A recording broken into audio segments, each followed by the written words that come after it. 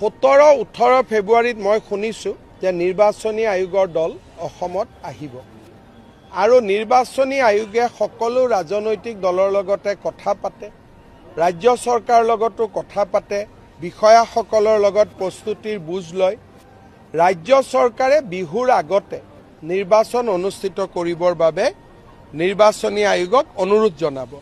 কিন্তু ৰাজ্য চৰকাৰে যি কয় সেইটো নহ'বও পাৰে। এই সিদ্ধান্তটো সম্পূৰ্ণ নিৰ্বাচনী আয়োগে ল'ব। 17-18 ফেব্ৰুৱাৰীত মই শুনিছোঁ যে নিৰ্বাচনী আয়োগৰ দল অসমত আহিব আৰু নিৰ্বাচনী আয়োগে সকলো ৰাজনৈতিক দলৰ লগতে কথা পাতে, ৰাজ্য চৰকাৰৰ লগতো কথা পাতে, বিষয়াসকলৰ লগত প্ৰস্তুতিৰ বুজ লয়। ৰাজ্য চৰকাৰে বিহুৰ আগতে নিৰ্বাচন অনুষ্ঠিত কৰিবৰ বাবে নিৰ্বাচনী আয়োগক অনুৰোধ জনাব।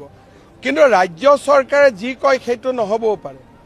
এই সিদ্ধান্তটো সম্পূৰ্ণ নিৰ্বাচনী আয়োগে ল'ব।